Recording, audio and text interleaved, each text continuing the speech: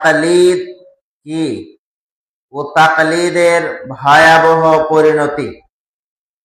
আমরা সমাজে অথবা দেশে বসবাস করতে গিয়ে অধিকাংশ মানুষই দেখা যায় এমন যে তারা কোরআন ও সুন্নাহ বাদ দিয়ে, কোরআন হাদিস বাদ দিয়ে তারা অন্যের অন্ধ মুকাল্লিদ অর্থাৎ অন্ধ অনুসারী। পীর বাবা যেটা বলে দিয়েছেন, বড় হুজুর যেটা বলে দিয়েছেন, সেটাকেই চূড়ান্ত ইসলাম হিসেবে গ্রহণ করে। কোরআন সুন্নাহর দলিল প্রমাণ স্পষ্ট হওয়ার পরেও যারা অন্যকে অন্ধভাবে অনুসরণ করে, এই হলো তাকলিদ। এই তাকলিদের কারণে সামাজিক যে বিভ্রান্তি তৈরি হয়েছে, মানুষ কোরআন সুন্নাহ থেকে দূরে সরে গিয়েছেন, মানুষ দলে দলে বিভক্ত হচ্ছেন, এর একমাত্র কারণ হলো এই তাকলিদের কারণে। তাকলিদ কি? তাকলিদ কাকে বলে?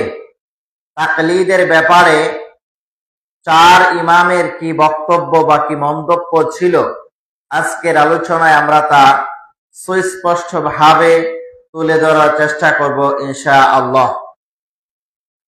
তাকলিদ শব্দটি কাল্লাদা ইউকাল্লিদু মুকাল্লিদান ফাহুয়া তাকলিদুন, কাল্লাদা ইউকাল্লিদু তাকলিদান, অর্থ হলো অন্ধ অনুসারী অথবা কিলাদাহ বা গলায় রশি পরানো, গলায় হার পরানো।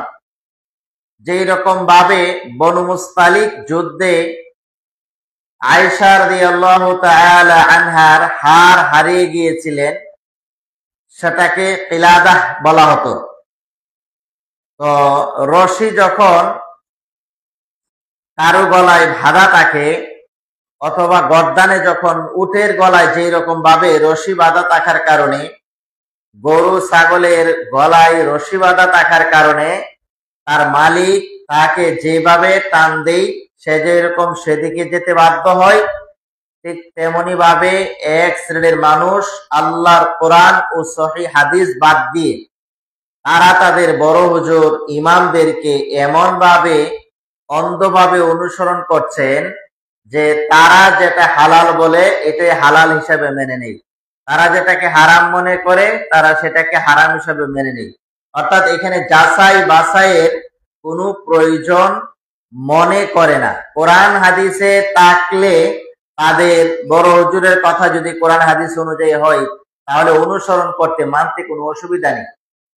তো এইখানে তারা কিছু যুক্তি দাবি করেন যে সূরাতুন নাহলের মাঝে এক আয়াত এসেছে, 43 নম্বর আয়াত সম্ভবত, আল্লাহ সুবহানাহু ওয়া তাআলা বলেন, ফাসআলু আহলাজ যিকরি ইন কুনতুম লা তা'লামুন। তারা বলেন যে তাকলিদ অবশ্যই মানতে হবে, আল্লাহ কোরআনে বলে দিয়েছেন তাকলিদ করতে হবে, অন্ধ অনুসরণ করতে হবে। কিভাবে? কোরআন থেকে দলিল দিয়েছেন যে ফাসআলু, তোমরা কি করো? জিজ্ঞেস করো, আহলা যিকরি, আহলে যিকিরদেরকে, ইন কুনতুম লা তা'লামুন, যা তোমরা জানো না।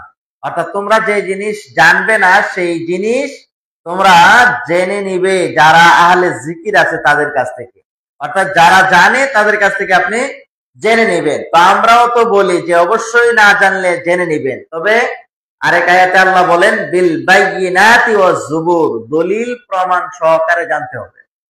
এখন আপনি এমন একজনকে কাছে জেনেছেন বা এমন একটি জিনিসের দলিল আপনি চেয়েছেন, সে কোরআন থেকে না দিল দলিল, হাদিস থেকেও তার কোনো দলিল দেয়নি, অন্য কোনো কিছু থেকে দলিল না দিয়ে একজন ব্যক্তির উক্তি এনে বলতেছেন নেন আপনি, এটা হলো আপনার দলিল, এটা বুজুর্গানে দিনের সুন্নত। সুন্নত তো রাসূলের হয়, সুন্নত কোনো বুজুর্গানে দিনের হয় না। এই জন্য আপনি বড় হুজুর আমল করেছেন বিদায় আপনি বড় হুজুরের রেফারেন্স টেনে আরেকজনকে বলে দেবেন, এটা হবে না। তারপরেও আজ থেকে শত বছর, কয়েক শত, 500 600 বছর আগে এই আয়াতের ব্যাখ্যা করেছেন সালাফরা। তারা বলেছেন যে আহলে যিকির বলতে হুম আহলুল কোরআন ওয়াস সুন্নাহ, তোমরা এমন মানুষদের থেকে জানবে যারা কোরআন ও সুন্নাহর অনুসারী। তাহলে কোরআন সুন্নাহর ধারক বাহকদের থেকে আপনি জানবেন, যারা কোরআন সুন্নাহ অনুযায়ী ফতোয়া দেয় তাদের কাছ থেকে জানবেন, অসুবিধা নেই। আবার ইমাম ইবনুল কাইয়্যিম রাহিমাহুল্লাহ তিনি বলেছেন যে আহলে জিকির বলতে আহলুল ওয়াহি, যারা ওহির অনুসরণ করে। অর্থাৎ ওহি মানে কি? কোরআন। ওহি মানে হাদিস। কোরআন হাদিসের যারা অনুসরণ করে, কোরআন হাদিস অনুযায়ী যারা ফতোয়া দেয় তাদের কাছ থেকে আপনি জানবেন, জেনে আমল করার চেষ্টা করবেন। এরপরে 2 নাম্বার তাকলিদের দ্বিতীয় দলিল দেই, ইয়া আইয়ুহাল্লাযীনা আমানু আতিউল্লাহ ওয়া আতিউর রাসূল ওয়া উলিল আমরি মিনকুম। সূরা নিসা 59 নম্বর আয়াত। দে আতিউল্লাহ ওয়া আতিউর রাসূল, আল্লাহর অনুসরণ করো, রাসূলের অনুসরণ করো, ঠিক আছে। এরপরে বলছেন ওয়া উলিল আমরি মিনকুম, তোমাদের মধ্যে যারা উলুল আমর আছে তাদের অনুসরণ করো। এখন উলুল আমর দিয়েও নির্দিষ্ট একজন ব্যক্তির অনুসরণ কি হয় না, সাব্যস্ত হয় না, যে একজনেরই অনুসরণ করতে হবে, এক ইমামের অনুসরণ করতে হবে, অন্য ইমামের কোনো অনুসরণ করা যাবে না। ওই আয়াতে যেটা বুঝাইছেন উলিল আমরি মিনকুম, তোমাদের এই উলুল আমরের ব্যাখ্যা প্রায় 70টা আছে। উলুল আমর, কেউ বলেছেন উলুল আমর মানে দেশের রাষ্ট্রপ্রধান। রাষ্ট্রপ্রধানে যে বিধান দেয়, সে যদি ইসলামিক বিধান দেয়, কোরআন সুন্নাহ অনুকূলে হয়, অবশ্যই সেটা মানতে বাধ্য। উলুল আমর মানে কোরআন সুন্নাহর অনুসারী বড় আলেম, তাকে আপনি অনুসরণ করেন। উলুল আমর মানে মুজতাহিদ ইমাম, আপনি ইমাম মুজতাহিদ ইমামের কথা অনুসরণ করবেন। যদি কোরআন হাদিস অনুযায়ী হয় তাহলে অনুসরণ করতে পারবেন, আর নয়তো অনুসরণ করতে পারবেন না। এরপরে দেখেন আরো যুক্তি দেয় যে ইমামের পিছনে যে মুক্তাদিরা থাকে, ইমাম যদি আল্লাহু আকবার বলে, সেও আল্লাহু আকবার বলে। ইমাম রুকুতে গেলে রুকুতে যায়, সেজদায় গেলে সেজদায় যায়, রুকু থেকে সোজা হলে সোজা হয়, ইমাম সালাম ফিরালে সালাম ফিরায়। তাহলে এটাও তো অন্ধ অনুকরণ হচ্ছে না। অন্ধ অনুকরণ এটা নয়, এটা হলো দলিলের অনুসরণ। আর দলিল ভিত্তিক অনুসরণ যেটা হবে সেটার নাম তাকলিদ নয়, সেটার নাম হলো ইত্তেবা। একজন ইমামের পিছনে মুক্তাদি কিভাবে কি করবেন, এটার বিস্তারিত বিবরণ ইলমে ওয়াহির মাধ্যমে এসেছে। সুবহানাল্লাহ। রাসূলুল্লাহ সাল্লাল্লাহু আলাইহি ওয়াসাল্লামের কাছে জিবরাইল আমিন এসে আম্মানিয়া রাসূলুল্লাহ সাল্লাল্লাহু আলাইহি ওয়াসাল্লাম, রাসূল সাল্লাল্লাহু আলাইহি ওয়াসাল্লামের ইমামতি করেছেন। কিভাবে ইমামতি করেছেন? যে প্রথম দিন এসে জিবরাইল আমিন প্রত্যেক ফরজ সালাতের শুরুতে আউয়াল ওয়াক্ত সুবহ সাদিকের আপনার সবার সাথে সাথে তিনি ফজরের সালাত আদায় করলেন। এরপরে সূর্য ঢলে পড়ার সাথে সাথে জোহরের সালাত আদায় করলেন। এরপরে আপনার সূর্য ডুবার সাথে সাথে মাগরিবের সালাত আদায় করলেন। সূর্য প্রথম ছায়া চলে গেলে আসরের সালাত আদায় করলেন।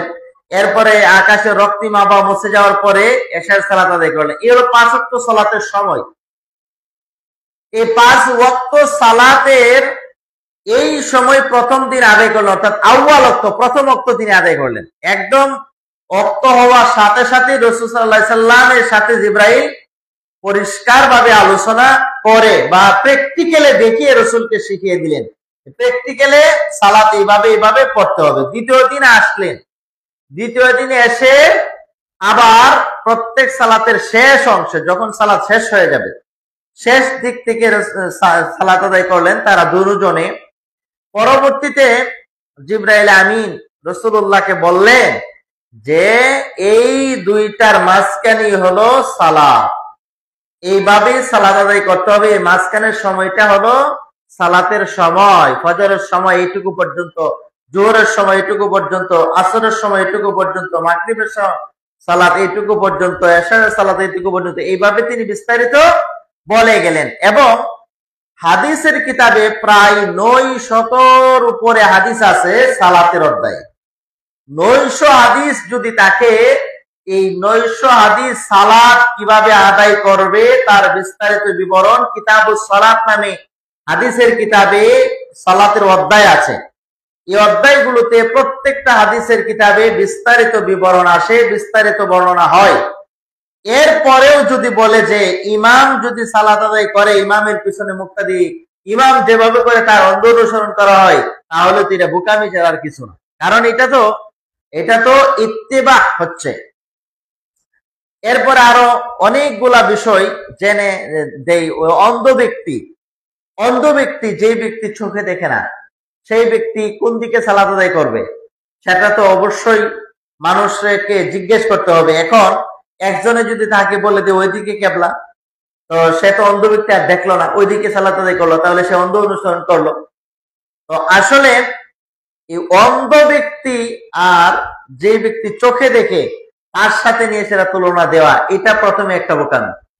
দ্বিতীয়ত, কোন ব্যক্তি যদি তার উপরে আপনার সে যেটা বাধ্য নয়, আল্লাহ সুবহানাহু ওয়া তাআলা ওই বিধান তার উপরে চাপিয়ে দিবেন না। অন্ধ ব্যক্তি যদি সে কেবলা নির্ধারণ করতে সক্ষম না হয়, তাহলে একজনকে বলবে, আর সে যদি দেখিয়ে দিই তাহলে সেদিকে সালাত আদায় করবে। কারণ সে তো চোখে আর দেখার মতো কোনো সুযোগ নেই। ওই ব্যক্তির ক্ষেত্রে যদি আপনি তুলনা দেন, আপনি তো চোখে দেখেন, আপনি তো কোরআন হাদিস পড়তে পারেন, আপনি তো কোরআন হাদিস বুঝতেছেন, তাহলে আপনি কেন তার মতো অন্ধ অনুসরণ করবেন? তো এই বিষয়গুলা আমাদের অবশ্যই জানা থাকা দরকার যে আসলে আমরা তাকলিদের নামে, অন্ধ অনুসরণের নামে আজ আমরা সমাজে কি করছি। তাকলিদ কাকে বলে? তাকলিদ বলা হয় ওয়াকুবুলু কাউলাল গায়রি বিলা দালিলিন ওয়ালা হুজ্জাতিন। সেটি হলো যে অন্যের কথাকে অনুসরণ করা দলিল ও প্রমাণ ব্যতীত, এর নাম হলো তাকলিদ। তাকলিদ কাকে বলে? যে কারো কথাকে দলিল প্রমাণ ব্যতীত গ্রহণ করা, তার নাম হলো তাকলিদ।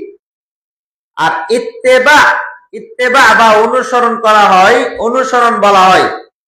তো তাকলিদ এবং ইত্তেবা দুইটা কিন্তু শাব্দিক অর্থের দিক থেকে অনুসরণ আসে, তারপরেও ইত্তেবা অর্থ হলো অনুসরণ। ইত্তেবা বলা হয় যে দলিলের অনুসরণ করা, দলিলের অনুসরণ। কুরআন সুন্নাহর দলিল যদি থাকে, তাহলে সেই দলিল অনুযায়ী কেউ যদি সেটা গ্রহণ করে, তাহলে তার নাম হবে ইত্তেবা। আর আল্লাহ সুবহানাহু ওয়া তাআলা কোরআনুল কারীমে ইত্তেবা করতে বলেছেন, তাকলিদ করতে বলেননি।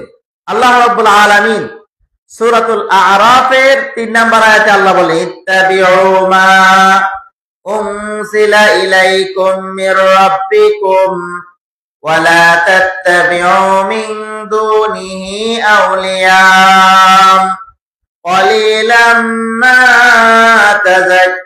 তাযাক্কারুন। আল্লাহ বলেন, ইত্তাবিউ, তোমরা কি করো? অনুসরণ করো যা আমি আল্লাহ নাজিল করেছি। ওয়ালা তাত্তাবিউ খুতুওয়াতি ওয়ালা তাত্তাবিউ মিন দুনিহি আউলিয়া, আর আল্লাহ ছাড়া, আমি ছাড়া অন্য যত ওলিয়া উলিয়া আছে তাদের অনুসরণ করা যাবে না। এরপরে বলছেন ক্বালিলাম মা তাযাক্কারুন, অল্প সংখ্যক মানুষই আছে তাকে স্মরণ করবে, উপদেশ গ্রহণ করবে। তার মানে উপদেশ গ্রহণকারী, আল্লাহ ও তার রাসূলের অনুসরণকারী অল্পই থাকবে, বেশি থাকবে না। অনুসরণ, এটা কোরআন দ্বারাই প্রমাণ যে অল্প সংখ্যক মানুষই কোরআন সুন্নাহর অনুসরণ করবে, আর অধিকাংশ মানুষই কোরআন সুন্নাহ থেকে দূরে থাকবে। আল্লাহ রাব্বুল আলামিন বলেন, বাল আকসারুহুম লা ইয়ালামুন, অধিকাংশ মানুষই জানে না। বাল আকসারুহুম লা ইয়াকিলুন, অধিকাংশ মানুষেরই জানে না, অধিকাংশ মানুষেরই বুঝে না, অধিকাংশ মানুষেরই পথভ্রষ্ট, অধিকাংশ মানুষের ঈমান আনা সত্ত্বেও মুশরিক। ওয়া মা ইউমিনু আকসারুহুম বিল্লাহি ইল্লা ওয়া হুম মুশরিকুন, অধিকাংশ মানুষই ঈমান আনা সত্ত্বেও মুশরিক। এজন্য আমরা যদি দলিল দিই অধিকাংশে যে আমরা এই আমলটা করে আসছি 300 বছর যাবত, এইভাবে আমরা ইবাদত পালন করে আসছি, বাপ দাদা থেকে আমরা দেখে আসছি, আমরা আমাদের বাপ দাদা থেকে এগুলা পেয়েছি, আমরা আমাদের পূর্বপুরুষরা এইভাবে আমাদেরকে বলেছেন, এই আমল সারা বাংলাদেশে চলতেছে, এই আমল সারা বিশ্বে চলতেছে, হাজার হাজার মানুষে করতেছে, এই দলিল আপনি দিবেন? এই দলিল দিয়ে কখনো পরকালে নাজাত পাওয়া যাবে না। আপনি হাজার মানুষের দোহাই দেন আর লক্ষ মানুষের দোহাই দেন আর কোটি মানুষের দোহাই দেন, যদি কোরআন সুন্নাহর বহির্ভূত আমল করেন, কোরআন সুন্নাহর অনুসরণ না করে আপনি কারো অন্ধ তাকলিদ করেন, তাহলে আপনার এই হাজার মানুষের দোহাই দিয়েও কোনো লাভ হবে না। হাজার মানুষ আপনাকে জান্নাতে নিয়ে যাবে না, হাজার মানুষ আপনার কবরে যাবে না, হাজার মানুষ আপনার পাপের বোঝা বহন করবে না। আপনার পাপের বোঝা আপনাকে বহন করতে হবে, আপনার আমল নামা আপনি গ্রহণ করতে হবে, আপনার হিসাব আল্লাহর কাছে আপনিই দিতে হবে, কেউ কিন্তু আপনার হিসাব দিবে না। আল্লাহ রাব্বুল আলামিন বলেন, লা তাজিরু ওয়াজিরাতুন বিজরা উখরা, লা তাজিরু ওয়াজিরাতুন বিজরা উখরা, সেদিন কেউ কারো পাপের বোঝা বহন করবে না। তাহলে একটু চিন্তা করুন যে আমার পাপের বোঝা আমাকে বহন করতে হবে, আল্লাহর কাছে আমার হিসাব আমাকেই দিতে হবে, আল্লাহ সুবহানাহু ওয়া তাআলার কাছে আমার আমল নামা আমি নিজেই গ্রহণ করতে হবে। তাহলে আমার আমল নামা, আমার হিসাব, আমার সবকিছু যদি আমি করতে হয়, তাহলে অবশ্যই যাচাই বাছাই করে করা প্রয়োজন। যেদিন মৃত্যু এসে যাবে সেদিন কিন্তু এক সেকেন্ডেরও সময় দেওয়া হবে না। সেদিন আর যে আমি এখন থেকে কোরআন সুন্নাহ ইত্তিবা করব, অনুসরণ করব, আর তাকলিদ করব না, সেদিন যদি আপনি বলেন, সেদিন আর কোনো সময় দেওয়া হবে না। কারণ মৃত্যু যখন মানুষের সামনে উপস্থিত হয়, তখন তিনটা চিত্র পরিলক্ষিত হয়, তিনটা চিত্র, তিনটা অবস্থা মানুষের হয়। যেমন সূরাতুল নিসা 18 নম্বর আয়াতে একটা চরিত্রের কথা বর্ণনা আছে।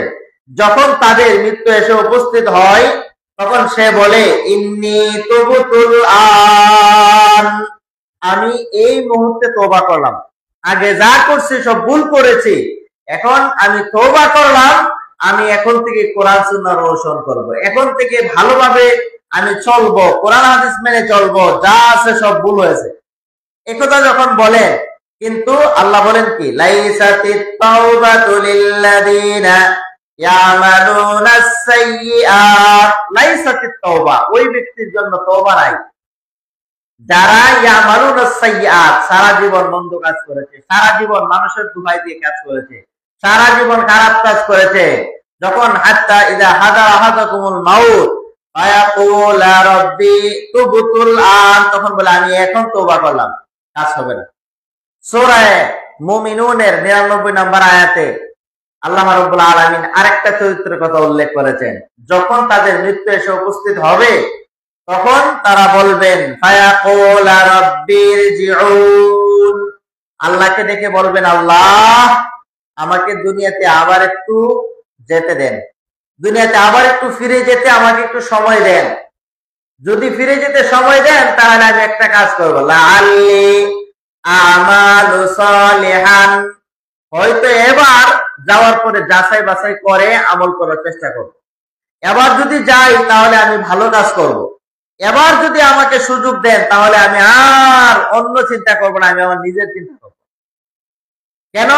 ওই যে মৃত্যুর ভয়াবহ চিত্র দেখে সে এখন সবকিছু স্বীকারোক্তি দিতেছেন। আল্লাহ বলেন, কাল্লা, কখনো নয়, ইন্নাহা কালিমাতুন হুয়া কাইলুহা, এটা তো একটা কথার কথা, ওয়া মিন ওয়ারাইহিম বারযাখুন ইলা ইয়াউমি ইউবআসুন, সূরা মুমিনুনের 100 নম্বর আয়াত বলছেন যে বারযাখে অবস্থায় তোমাকে থাকতে হবে যতদিন পর্যন্ত তোমার পুনরুত্থান না হয়। কিয়ামত হলে জান্নাত, হিসাব নিকাশ সবকিছু আগ পর্যন্ত বারযাখে অবস্থায় তোমাকে অবস্থান করতে হবে। আল্লাহ বলছেন কি, এটা একটা কথার কথা। অর্থাৎ কথার কথা কেন বললেন? যে দুনিয়াতে তোমাকে এতদিন সময় দিয়েছে, এত বছর তুমি সময় পেয়েছো, এত ওয়াজ নসিহত তোমার কাছে গেছে, এত কিছু তোমার কাছে বলার পরেও, কোরআন হাদিস মানুষে খুলে খুলে দেখানোর পরেও তুমি অনুসরণ করনি। আর এখন তুমি বলতেছো যে এখন অনুসরণ করবা, এটা একটা কথার কথা। যদি তুমি অনুসরণ করতা তাহলে তো দুনিয়া থাকা অবস্থায় এতদিন যে হায়াত দিয়েছি, এতদিন যে সময় দিয়েছি, ওই সময় তো তুমি করতা, কিন্তু এখন তো তুমি এই মৃত্যুর যন্ত্রণায় ভয়াবহ পরিস্থিতি দেখে এখন বলতেছো এখন আমাকে সময় দিলে এখন আমি করব। তোমার যদি এইরকম ইচ্ছাই থাকতো তাহলে তুমি ওই সময়ই করতা। এই জন্য সাবধান হয়ে যাওয়া দরকার। এরপর আরেকটা চরিত্র এসেছে সূরাতুল মুনাফিকুনের মাঝে।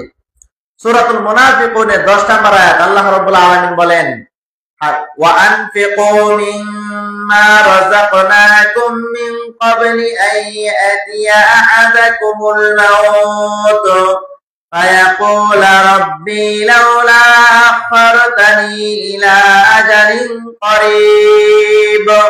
যখন তাদের সামনে মৃত্যু এসে উপস্থিত হয় তখন তারা বলে, ফায়াকুল রব্বি, হে আমার রব, লাউলা আখারতানি, যদি আমাকে একটু অবকাশ দিতেন তাহলে আসাদদাকা ওয়া আকুম মিনাস সালিহিন, আমি তোমার রাস্তায় দান করতাম এবং তোমার নেককার বান্দাদের অনুসারী আমি হতাম। এই কথা তারা সেদিন স্বীকারোক্তি দিবেন। আল্লাহ রাব্বুল আলামিন ওই সময় কিন্তু আর সুযোগ দিবেন না। আল্লাহ বলেন, লা ইস্তাখিরুনা সাআতাও ওয়া লা ইস্তাকদিমুন। লা ইস্তাখিরুনা সাআতান, এক সেকেন্ডের জন্য, এক মিনিটের জন্য সময় দেওয়া হবে না। এক মিনিট, আপনার যখন মৃত্যু আসবে তখন এক সেকেন্ড আগেও আপনি মরতে পারবেন না। সাআতাও ওয়া লা ইস্তাকদিমুন, যে যখন যার সময় আসে তখন তাকে অবশ্যই অনুসরণ করতে হবে।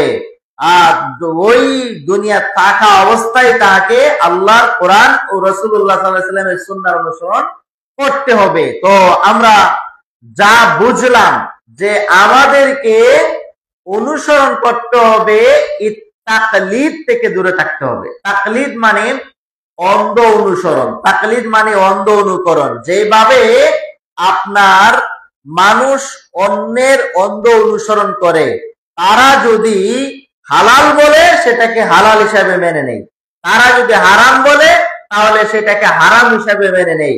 এটা হলো অন্ধ অনুসরণ। তবে আমরা ইমামদের কোনো দোষ দিচ্ছি না যে ইমামদেরকে মানা যাবে না। অনেকে মনে করে যারা কোরআন সুন্নাহর অনুসারী অথবা আহলুল হাদিস, তারা ইমামদেরকে গালমন্দ করেন, ইমামদেরকে দোষারোপ করেন। না, এইটা আমাদের কোন সালাফি বিদ্বান, সালাফি কোন আলেম কোনদিন কোন ইমামদেরকে কোনদিন কটাক্ষ করে কোনো কথা বলেনি। কিন্তু মানুষ শুনতে ভুল করে, বুঝতে ভুল করে, তারা আমাদের উপরে চাপিয়ে দিতে চায় যে আমরা নাকি ইমাম আবু হানিফা রাহিমাহুল্লাহকে আপনার গালি দেই, ইমাম শাফি রাহিমাহুল্লাহকে গালি দেই, ইমাম আহমদ ইবনে হাম্বল রাহিমাহুল্লাহকে গালি দেই। অথচ আমরা ইমাম আবু হানিফা রাহিমাহুল্লাহর নাম শুনলে আমরা রাহিমাহুল্লাহ বলি, আল্লাহ তার উপরে রহম নাজিল করুন। ইমাম শাফির নাম শুনলে আমরা তাদের উপর দোয়া করি যে আল্লাহ তুমি তাদের উপরে রহম করো। এইভাবে কিন্তু আমরা তাদের জন্য দোয়া করি, আমরা তাদের জন্য দোয়া করি, আমরা তাদের জন্য কোনোদিন কটাক্ষ করে কথা বলি না। এই কথা ভুল বুঝায়, মানুষদেরকে ভুল বুঝে দূরে রাখার চেষ্টা করে, মানুষদেরকে বিভিন্ন ভাবে অপবাদ দিয়ে দূরে রাখার চেষ্টা করে। আসলে আমরা প্রকৃত কোরআন ও সুন্নাহর অনুসারী যারা, তারা গবেষণা করে গিয়েছেন, তাদের যে গবেষণা কোরআন সুন্নাহ অনুযায়ী আছেন, আমরা সেটা অনুসরণ করার চেষ্টা করি, কিন্তু তারা এটা অনুসরণ করার চেষ্টা করে না। এর প্রমাণ আছে। আমরা ইমাম আবু হানিফা রাহিমাহুল্লাহকে মানি, ইমাম শাফি রাহিমাহুল্লাহকে শ্রদ্ধা করি, ইমাম আহমদ ইবনে হাম্বল রাহিমাহুল্লাহকে শ্রদ্ধা করি, ইমাম মালিক রাহিমাহুল্লাহকে শ্রদ্ধা করি। তার দেওয়া মাসালাগুলো যেগুলা কোরআন সুন্নাহ অনুযায়ী, সেগুলো আমরা মানার চেষ্টা করি। কিন্তু যারা নিজেদেরকে হানাফি মাযহাবের দাবি করে, বলে যে আমি হানাফি, তারা মাত্র ইমাম আবু হানিফা রাহিমাহুল্লাহকে 8% মানে। 8%। একটা জরিপ আছে, এই জরিপে দেখা গেছে শুধুমাত্র 8% তারা মানে। আকীদাগত দিক দিয়ে তারা ইমাম আবু হানিফা রাহিমাহুল্লাহকে অনুসরণ করে না, আকীদাগত দিক থেকে অনুসরণ করে আপনার আশআরী এবং মাতুরিদি, আবুল হাসান আশআরী এবং মাতুরিদি। আবার দেখা যাচ্ছে এই মাসআলা, কোরআন হাদিসের মাসালাগুলোর মাঝে সবগুলা মাসালা, কিছু মাসালা আছে সেগুলা অন্ধ অনুসরণের কোনো প্রয়োজন হয় না। যেমন সালাত যে 5 ওয়াক্ত, এটা আপনার অকাট্য দলিল দ্বারা প্রমাণ। এটা সকল যুগের সকল ইমাম এবং সকল আপনার মুসলিম একমত যে এই ব্যাপারে কোনো কি নাই, কিলকাল নাই, ইখতিলাফ নাই। তাহলে এই ক্ষেত্রে তার অন্ধ অনুসরণ বা মুকাল্লিদ হওয়ার কোনো প্রশ্নই আসে না। 5 ওয়াক্ত সালাত, সালাত যে 5 ওয়াক্ত, নামাজ যে 5 ওয়াক্ত, এটা হানাফি, শাফি, মালিকি, হাম্বলি, চিশতিয়া, চাবিরিয়া, যত তরিকার মানুষ আছে, মাইজভান্ডারি হোক আর আহলে হাদিস হোক আর যত তরিকা আছে আর যত ইজম, যত দল আছে, সবাই কিন্তু 5 ওয়াক্ত সালাত আদায় করে। কোরআন যে আল্লাহ সুবহানাহু ওয়া তাআলা নাযিল করেছেন, এই কোরআন সকলেই বিশ্বাস করেন কোরআন কিন্তু একটা। তবে যারা বাউল আছে তাদের কোরআন আবার ভিন্ন থাকতে পারে। তারা হয়তো বলে যে কোরআন হলো 90 পারা, 30 পারা জাহিরিয়া, 60 পারা বাতিনি। তাদের কথা আমরা বাদ দিলাম। তবে আমরা যেটা বিশ্বাস করি যে এই দেশের অধিকাংশ মুসলিম কোরআন যে 30 পারা এটাই বিশ্বাস করে, আর এটাই হলো সঠিক। কোরআন 30 পারা, এর মাঝে 114টা সূরা আছে। কোরআনের আয়াত সংখ্যা 6236। তবে আগে এক সময় মানুষ বলতো 6666 আয়াত। 6666 আয়াত, এটা হলো চিলে কান নিয়ে গেছে, এটার মতো যে মানে চিলে কান নিয়ে গেছে, এখন চিলের পিছনে দৌড়াচ্ছে, আসলে হাত দিয়ে দেখে না কান আছে না নাই। তো 6666 ছোটবেলা থেকে শুনেছি, কিন্তু কোনোদিন কোরআনে আয়াত সংখ্যা কতটা নিজে ক্যালকুলেটরে গণে কোনোদিন দেখি নাই। কোরআনের আয়াত সংখ্যা কত আপনি আজকেও যদি আপনি ঘরে গিয়ে কোরআন আছে, কোরআনের আপনার একটা একটা করে আয়াত গুনতে হবে না। আয়াতের সুন্দরভাবে সূরা শুরুতে সূরাতুল ফাতিহা আয়াত সংখ্যা 7, সূরাতুল আলে ইমরান আয়াত 286, সূরা বাকারা আয়াত 286, সূরা আলে ইমরান আয়াত 200, সূরা নিসা, সূরা মায়েদা, সূরা আনফাল, এভাবে প্রত্যেকটা সূরার উপরে আয়াত সংখ্যা কত, রুকু সংখ্যা কত, সব কিন্তু উল্লেখ আছে। তো কোরআনুল কারীমের আয়াতের সংখ্যাগুলো উল্লেখ আছে। আপনি ক্যালকুলেটর বসে একটা হিসাব দেন, হিসাব করেন, আপনি একজনকে বলেন যে তুমি বলো আর আমি শুধু ক্যালকুলেটর টিপি। 114টা সূরা হিসাব করলে দেখা যাবে 6236টা আয়াত আছে। কিন্তু আমরা ছোটবেলা থেকে আগে থেকে শুনে আসি কোরআনের আয়াত সংখ্যা 6666। এখন বাকি এতগুলো আয়াত গেল কোথায়? আসলে এতগুলো আয়াত নয়, এটা ছোটবেলা শুনে আসছি, বিশ্বাস করছি, কোনোদিন যাচাই বাছাই করার প্রয়োজন মনে করি না। তো প্রিয় ভাইরা আমার, আপনাদেরকে যেটা অনুরোধ করব সেটা হলো যে আমরা অনুসরণ করব কোরআন ও সুন্নাহকে।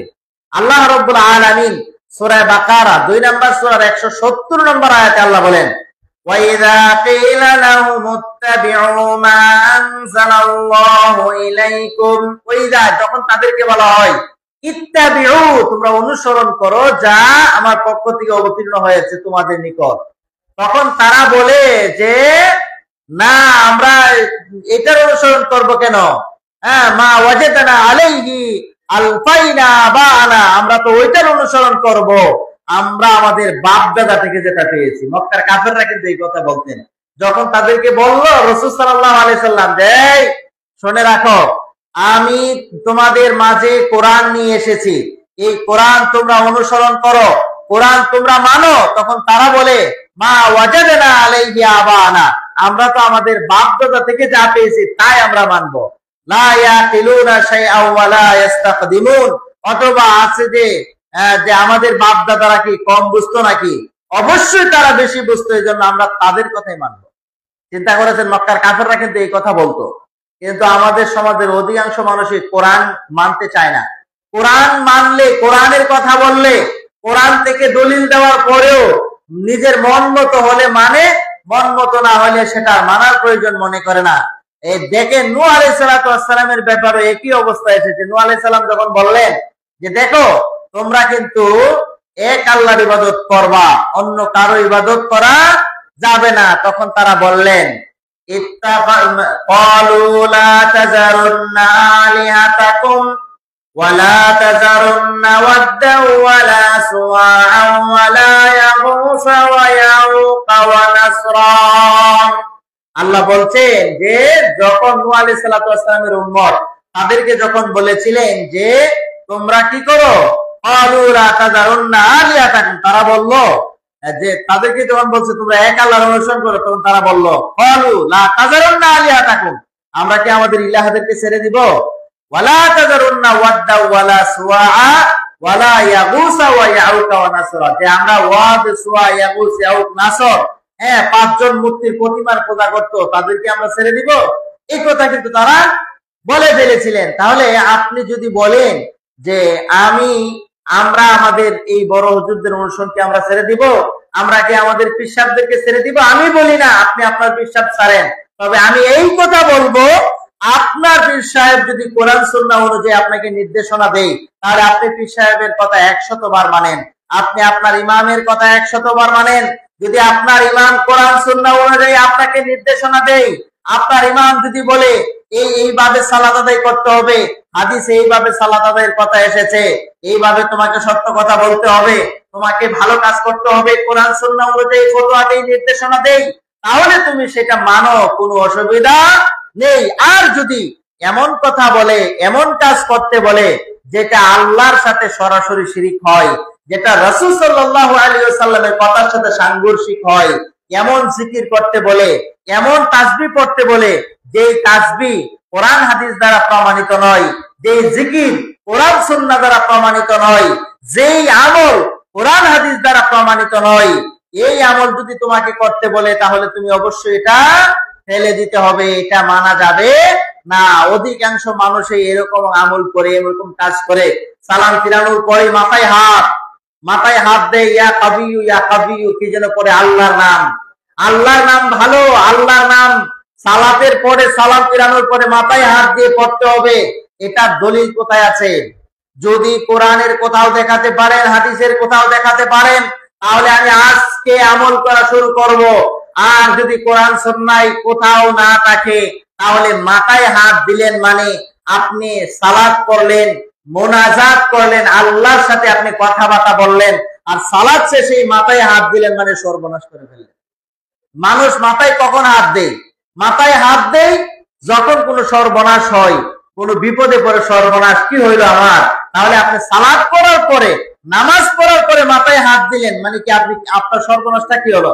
আপনি তো আল্লাহর সাথে গোপনে মোনাজাত করেছেন, কথা বলেছেন, পৃথিবীর শ্রেষ্ঠ আমল করেছেন, ভালো কাজ করেছেন। এই ভালো কাজ করার পরে মাথায় হাত দিলেন মানে আপনাকে শিখিয়েছে একদল হুজুর, আপনাকে শিখিয়েছেন, আপনি শিখেছেন একজন থেকে, সে শিখেছে আরেকজন থেকে, দেখে দেখে আমল। কিন্তু কোরআন সুন্নাহয় তার প্রমাণ পাওয়া যায় না। বলে যে বুজুর্গানে দিনের সুন্নত, এটা বড় বড় বুজুর্গানে দিনের কোন সুন্নত হতে পারে না। এই জন্য কোরআন হাদিসে যদি থাকে, রাসূলুল্লাহ যদি সালাতের পরে মাথায় হাত রেখে এই দোয়া পড়ে থাকেন, তাহলে অবশ্যই আমরা পড়তে বাধ্য। ইত্তেবা করা, অনুসরণ করা প্রত্যেকটা মুসলমানের জন্য উচিত এবং বাধ্য। অনুসরণ করতে হবে। কিসের অনুসরণ? অনুসরণ হলো দলিল প্রমাণের অনুসরণ, কোরআন ও হাদিসের অনুসরণ। কোরআন হাদিসের অনুসরণ করতে হবে, ইত্তেবা করতে হবে, কিন্তু অন্ধভাবে কারো তাকলিদ করা যাবে না।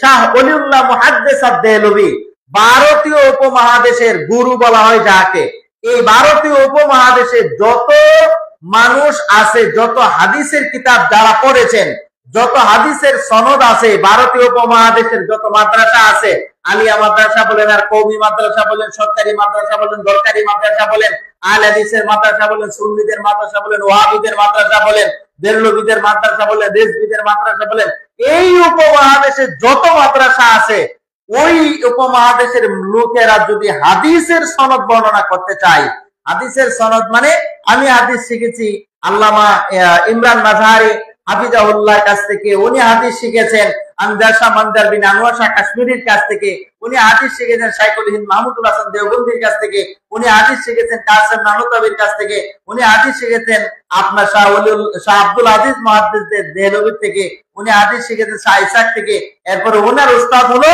শাহ ওলিউল্লাহ মুহাদ্দিস দেহলভী রাহিমাহুল্লাহ। অর্থাৎ এইভাবে সনদের যে ধারাবাহিকতা, যে উস্তাদের যে সিলসিলা, এই সিলসিলা ওলিউল্লাহ মুহাদ্দিস দেহলভী ছাড়া এই উপমহাদেশের কেউ হাদিসের সনদ দিতে পারবে না।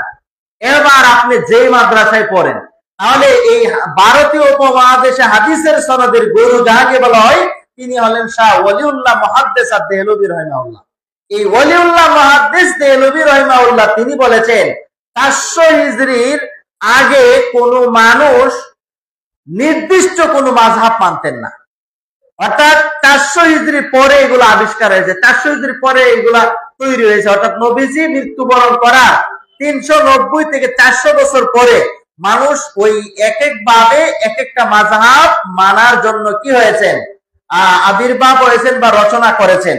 তাহলে 400 হিজরি আগে 400 হিজরি পর্যন্ত রসুল থেকে নিয়ে 400 বছর পর্যন্ত কোন মানুষ কি আর তখন কি আপনার মানুষ কি ইসলাম পালন করে নাই? অবশ্যই তারা ইসলাম পালন করেছে। তারা কিভাবে পালন করেছে? তারা যখন জানতেন না, কোরআন হাদিস থেকে জেনে নেওয়ার চেষ্টা করতেন। তারা যে জিনিস বুঝতেন না, আলিম ওলামাদের কাছে যেতেন, গিয়ে সেখান থেকে বুঝে সেগুলা থেকে আপনার আমলগুলা করার চেষ্টা করতেন। অনেকে মনে করেন যে 4 মাযহাব 4 ফরজ, এই জন্য ছোট ছোট চটি বই, নামাজ শিক্ষা বইয়ে অথবা বিভিন্ন ফাজাইলের বইয়ে লেখা থাকে মুসলমানদের 130 ফরজ। হ্যাঁ, 30 রোজা 30 ফরজ, 30 নামাজ 30 ফরজ, উযুর 3 ফরজ, গোসল উযুর 4 ফরজ, গোসলে 3 ফরজ, তায়াম্মুমে 3 ফরজ, এইভাবে ফরজ বলতে বলতে বলতে বলতে 4 মাযহাব 4 ফরজ, 4 মাযহাব 4 ফরজ, এইভাবে 130 ফরজ মিলাই। আসলে 4 মাযহাব মানা ফরজ নয়। মাযহাব মানা ফরজ কোন জিনিসের নাম? ফরজ হলো ওই জিনিসের নাম যেটা আল্লাহ সুবহানাহু ওয়া তাআলা সরাসরি নির্দেশ দিয়েছেন এবং নবী সাল্লাল্লাহু আলাইহি সাল্লাম থেকে ওয়াকাত্তভাবে প্রমাণ পাওয়া যায়, তার নাম হলো ফরজ। যেমন সালাত আদায় করা ফরজ, রোজা রাখা, সিয়াম পালন করা ফরজ, হজ করা নির্দিষ্ট মানুষের উপরে ফরজ, যাকাত দেওয়া ফরজ। এগুলো কোরআন দ্বারা প্রমাণ, অকাট্য বিধান দ্বারা প্রমাণ। এখন কোরআনের কোথায় আছে যে 4 মাযহাব মানতে হবে? আর কোরআন তো কমপ্লিট হয়ে গেছেন রাসূল সাল্লাল্লাহু আলাইহি সাল্লামের যুগে। নবীজি যখন মৃত্যুবরণের আগেই কোরআন কমপ্লিট হয়ে গেছে। আর সূরাতুল মাইদার 3 নম্বর আয়াত আল্লাহ রাব্বুল আলামিন বলেন, আল-ইয়াওমা আকমালতু লাকুম দীনাকুম ওয়া আতমামতু আলাইকুম নি'মাতি ওয়া রাদিতু লাকুমুল ইসলাম দীনাম। আল্লাহ বলেন আল-ইয়াওমা আকমালতু, আজ আমি পুরা করে দিলাম, লাকুম তোমাদের জন্য, আল-ইয়াওমা আকমালতু লাকুম দীনাকুম তোমাদের দ্বীনকে, হ্যাঁ, ওয়া আতমামতু আলাইকুম নি'মাতি, ওয়া আল-ইয়াওমা আকমালতু লাকুম দীনাকুম ওয়া আতমামতু আলাইকুম নি'মাতি, এবং তোমাদের পরিপূর্ণ করে দিলাম আমার নিয়ামত দ্বারা, ওয়া রাদিতু লাকুমুল ইসলাম দীনা, তোমাদেরকে ইসলামকে দ্বীন হিসাবে দিলাম। আবার সূরাতুল আল ইমরানের মাঝে আল্লাহ বলেন ইন্নাদ দীনা ইনদাল্লাহিল ইসলাম, আল্লাহর কাছে মনোনীত ধর্ম হলো কি? ইসলাম। তাহলে ইসলাম কিন্তু পরিপূর্ণ হয়ে গেছে রাসূল সাল্লাল্লাহু আলাইহি সাল্লাম বেঁচে থাকতে। নবী সাল্লাল্লাহু আলাইহি সাল্লাম মারা যাওয়ার পরে ইসলামের ভিতরে আর নতুন করে কোনো কিছু ঢুকানো যাবে না, কমানো যাবে না, বাড়ানো যাবে না, এটা কমপ্লিট ইসলাম। এখন ইসলামের যত ফরজ বিধান আছে সব রাসূলের কাছে খবর এসেছে, তিনি সব বলে গিয়েছেন। এমনকি রাসূল বিদায় হজের ভাষণে তিনি বলেছিলেন, আমি কি তোমাদের কাছে সবকিছু পৌঁছে দিতে পেরেছি? বলে সবাই বলেন হ্যাঁ, অবশ্যই পৌঁছে দিয়েছেন। আল্লাহ নবী বলছেন ইউবাল্লিগু শাহিদুল গায়ব, আজকে যারা উপস্থিত আছো অনুপস্থিতদেরকে বলে দিবা। এরপরে রাসূল সাল্লাল্লাহু আলাইহি সাল্লাম বলছেন বাল্লিগু আন্নি ওয়ালাউ আয়া, আমার পক্ষ থেকে একটি আয়াত হলো কি তুমি পৌঁছে দাও। তাহলে রাসূলের পক্ষ থেকে একটি আয়াত হলো পৌঁছে দিব। রাসূল দুনিয়াতে থাকা অবস্থায় ইসলাম কমপ্লিট হয়ে গেছে। এখন এই ইসলামের ভিতরে ফরজ কোনো কিছু করতে হলে এটা কোরআন সুন্নাহর দলিল লাগবে, এছাড়া ফরজ সাব্যস্ত করা যাবে না। 4 মাযহাব আপনি যদি ইমামদেরকে অনুসরণ করেন, যেগুলো কোরআন হাদিস অনুযায়ী তারা ফতোয়া দিয়েছেন, তাদের কোনো দোষ নেই। হাদিস সহিহ হাদিসে বর্ণনা এসেছে যে হাকামাল হাকিমু, যখন কোন বিচারকে কোন মুজতাহিদ কি করে রায় দেয়, আর এই রায়টা যদি সঠিক হয় তাহলে ফালাহু আজরান, তাদের জন্য নেকি হবে ডাবল, আর যদি ভুল হয় তাহলে নেকি হবে একটা। তাহলে মুস্তাহিদ যদি ইমাম আবু হানিফা, শাফি, মালিকি সবাই মুস্তাহিদ ছিলেন, তারা গবেষণা করে যে রায় দিয়েছেন কোরআন হাদিস অনুযায়ী যদি সেটা সঠিক হয় তাহলে অবশ্যই আমরা কি সেটা মানবো, আর তিনিও ডাবল সওয়াব পাবেন। আর যদি সঠিক না হয় তাহলে উনি একটা সওয়াব পেয়ে যাবেন, কিন্তু এই সঠিক না হলে ওইটা আপনি আমার উপরে মানা আবশ্যক না। আশা করি বুঝতে পেরেছেন। তো আমরা যেটা সহজ ভাষায় তাকলিদ ও ইত্তেবা যেটা আপনাদের কাছে বোঝাতে চাই, সেটা হলো যে তাকলিদ হলো যে গলার মাঝে রশি পরা, অর্থাৎ অন্ধ অনুসরণ, কাউকে সে যেভাবে বলে, যেটা বলে যাচাই বাছাই ছাড়া ওইটাই আপনি বিশ্বাস করে নিলেন, এটা হলো তাকলিদ, অন্ধ অনুসরণ। আর ইত্তেবা বলা হয় কোরআন হাদিসের দলিলের ভিত্তিতে আপনার কোনো কিছু গ্রহণ করা, কোনো আমল করা। আপনি আমল করেন, ইবাদত করেন, সব কিছু আপনার দলিলের ভিত্তিতে, কোরআন সুন্নাহর অনুসরণের ভিত্তিতে করতে হবে। চার মাযহাবের যে চারজন ইমাম আছে তাদের জন্ম যদি আমরা জানি, যে আমরা বুঝতে পারবো যে ইমাম আবু হানিফা রাহিমাহুল্লাহ জন্ম 80 হিজরিতে, আল্লাহর নবী মৃত্যুবরণ করেছেন 10 হিজরিতে।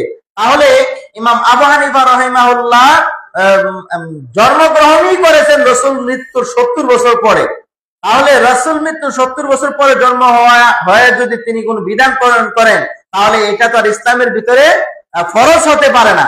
বরং উনি গবেষণা করে ইসলামকে সহজ করার চেষ্টা করেছেন। মানুষ তাকে আপনার ভুল বুঝে সেটাকে একেবারে, আমরা তো অবশ্যই আবু হানিফা রাহিমাহুল্লাহর মাসালাগুলোকে শ্রদ্ধা করি, তিনি দ্বীন ইসলামের জন্য অনেক সহজ সাধ্য বিধানগুলা বের করে দিয়েছেন। কিন্তু অন্ধ অনুসরণ করা যাবে না, অন্ধভাবে এইভাবে ওইটাই আছে, ওইটা কোরআন হাদিসের অনুযায়ী, কোরআন হাদিসে তার বিপরীত থাকলেও সেটা মানতে আপনি চান, এটা হবে না। কারণ কোরআন হাদিসের বিপরীত থাকলে ওইটা বাদ দিয়ে কোরআন হাদিস অনুযায়ী যেটা আছে সেটাই মানতে হবে। ইমাম মালিকের জন্ম হয়েছেন 93 হিজরিতে, ইমাম শাফির জন্ম হয়েছেন 150 হিজরিতে, ইমাম আহমদ ইবনে হাম্বলের জন্ম হয়েছে প্রায় 179 হিজরির মতো। তাহলে এত বছর পরে ইমামরা জন্মগ্রহণ করেন। আর শাহ ওলিউল্লাহ মুহাদ্দিস দেহলভী বলেছেন যে মাযহাব তৈরি হয়েছে 400 হিজরি পরে। তাহলে 400 হিজরি পরে যদি ইমাম আবু হানিফার নামে কেউ মাযহাব চালিয়ে দেয়, ইমাম শাফির নামে কেউ মাযহাব চালিয়ে দেয়, ইমাম আহমদ ইবনে হাম্বলের নামে মাযহাব চালিয়ে দেয়, এই মাযহাব কি করে ফরজ হয়? এই মাযহাব ফরজ নয়। তবে আপনি যদি তাদের মাসালাগুলা কোরআন সুন্নাহ অনুযায়ী অবশ্যই আপনি মানতে পারেন, এতে কোনো অসুবিধা নেই। তারপরে যেটা আমরা বলবো যে অনেকেই ইমাম আবু হানিফা রাহিমাহুল্লাহ কি বলেছেন, ফতোয়ায়ে শামী এর মুকাদ্দামার মাঝে এসেছে, আসে ইবনে আবিদিনের মাঝে ইজা সাহাল হাদিসু ফাহুয়া মাযহাবি। ইমাম আবু হানিফা রাহিমাহুল্লাহ বলেছেন যখন সহিহ হাদিস পাবে এটি আমার মাযহাব। তাহলে সহিহ হাদিসের উপরে যারা আমল করে তারাই হলো মূলত আবু হানিফার অনুসারী, হানাফি মাযহাব। উনি নিজে বলে গিয়েছেন। এরপরে বলছেন আনা বাশারুন, আমি হলাম একজন মানুষ, আকুলুল ইয়াউম ওয়া নারজিউ গাদা, আজকে আমি যে কথা বলি কালকে আবার এটা থেকে ফিরে আসি, তাহলে তোমরা আমাকে কেন অন্ধ অনুসরণ করবে? এরপরে ইমাম মালিক রাহিমাহুল্লাহ বলেছেন কোন মানুষের জন্য উচিত নয় কারো ভাবে এই কাউকে অন্ধ অনুসরণ করা, একমাত্র এই কবরের অধিবাসী ছাড়া, মানে মুহাম্মদ সাল্লাল্লাহু আলাইহি সাল্লাম ছাড়া অন্য কারো অন্ধ অনুসরণ করা জায়েজ নয়। এরপরে ইমাম আহমদ ইবনে হাম্বল রাহিমাহুল্লাহ তিনি বলেছেন যে যখন তোমরা ওয়ালা শাফিঈন ওয়ালা মানে হানাবিলিন, তোমরা কেউ ইমাম শাফি, ইমাম আবু হানিফা, ইমাম অন্যান্য ইমামদের অনুসরণ করিও না, বরং তোমরা অনুসরণ করো যে ওনারা যে দলিলগুলা গ্রহণ করেছেন সেগুলা। এখন ইমাম আবু হানিফা রাহিমাহুল্লাহ যে মাসালা দিয়েছেন, এই মাসালার আরেকটা কথা ইমাম আবু হানিফা রাহিমাহুল্লাহ আছে যে তোমরা আমার কথা ততক্ষণ পর্যন্ত গ্রহণ করবে না যতক্ষণ পর্যন্ত না জানবে আমি এই কথাগুলো কোথায় থেকে নিয়েছি। অর্থাৎ ওনারা তো কোরআন হাদিস অনুযায়ী ফতোয়া দিয়েছেন, কোরআন হাদিসের উৎস অনুযায়ী ফতোয়া দিয়েছেন, কোরআন হাদিস থেকে তো গবেষণা করে বের করেছেন। এর উৎস যখন থাকে তখন আপনি অবশ্যই সেটা মানবেন এবং সেটা মানার চেষ্টা করবেন। আর যদি কোরআন হাদিসের দলিলে নাই, কোরআন হাদিস আপনার এই মাসালার বিপরীতে কোরআন হাদিসের স্পষ্ট দলিল আছে, তাহলে অবশ্যই কোরআন হাদিসে যেটা বলেছেন সেটা আপনাকে মানতে হবে, অন্ধ তাকলিদ করা যাবে না। এই জন্য আমাদেরকে চেষ্টা করতে হবে যে আমরা যেন অন্ধ তাকলিদ না হয়ে কোরআন ও সুন্নাহর অনুসরণ করি। কোরআন সুন্নাহর অনুসরণ করলে আর মানুষের মাঝে কোনো দ্বিধাদ্বন্দ্ব বিভক্ত আর থাকবে না। কারণ হানাফি মাযহাব অনুসরণ করেন, কাদিয়ানীও হানাফি দাবি করেন, দেরলভীরও হানাফি দাবি করেন, তারপরে রিজভীরও হানাফি দাবি করেন, তাবলীগওয়ালারাও হানাফি দাবি করেন, কিন্তু কারো আকীদার সাথে কারো আকীদা মিল নাই। তাহলে সবাই আবার হানাফি। একদল আপনার নূরের তৈরি মনে করেন, আরেক দল মাটির তৈরি, আবার আরেক দল আপনার হাজির নাজির, এইভাবে ফিরকা আছে অনেকগুলাই, কিন্তু মাযহাবের ক্ষেত্রে আবার সবাই হানাফি মাযহাব। তাহলে কি করে হয়? আরেকটা হলো যে মাযহাব যদি ইয়ে হয়ে থাকে তাহলে ইমাম আবু হানিফার পরে শাফি আবার আরেক মাযহাব কেন হলো, শাফির পরে আবার মালিকি আরেক মাযহাব কেন হলো, মালিকির পরে আবার হাম্বলি আরেক মাযহাব কেন হলো? অর্থাৎ সবচেয়ে বেশি আপনার যার কাছে, যার ওনাদের ইমামদের কাছে যত হাদিস এসেছে ওনারা সেই অনুযায়ী ফতোয়া দিয়েছেন। আলহামদুলিল্লাহ, তাদের ফতোয়া কোরআন সুন্নাহ অনুযায়ী আমরা যেগুলো আছে সেগুলো আমরা মানার চেষ্টা করি এবং সব সময় শ্রদ্ধা করি। আল্লাহ ওনাদের গবেষণাকে কবুল করেছেন। কিন্তু যেটা আপনার বর্তমান যুগের আধুনিক ফতোয়া, মোবাইল চালানো যাবে কি যাবে না, ইমাম আবু হানিফা থেকে ফতোয়া দিতে পারবে কেউ? তারপরে মসজিদে বসে আপনার মসজিদে টাইলস করা যাবে কি যাবে না, মসজিদে ফ্যানের নিচে বসা যাবে কিনা, কারণ রসুলের যুগে, আবু হানিফার যুগে তো আর এই ইলেকট্রিসিটি বিদ্যুৎ ছিল না। এখন ইমাম আবু হানিফার ফতোয়া কি হবে? এইগুলা যদি হানাফি মাযহাবের বা আবু হানিফার ফতোয়া দিতে পারবে, কিন্তু কোরআন সুন্নাতে সকল সমস্যার সমাধান, সবকিছু সর্বযুগের জন্য এটা আছে। কোরআন হাদিসে খুঁজলে তার মূলনীতি উসুল অনুযায়ী সবকিছু পাওয়া যাবে। তো আল্লাহ সুবহানাহু ওয়া তাআলা আমাদেরকে প্রকৃত কোরআন সুন্নাহর অনুসারী হওয়ার তৌফিক দান করুন। আল্লাহুম্মা আমিন। আকুলু কওলি হাযা আস্তাগফিরুল্লাহ লি ওয়া লাকুম ওয়া লিসাইরিল মুসলিমিন। সুবহানাকাল্লাহুম্মা ওয়া বিহামদিকা আশহাদু আল লা ইলাহা ইল্লা আনতা আস্তাগফিরুকা ওয়া আতুবু ইলাইক।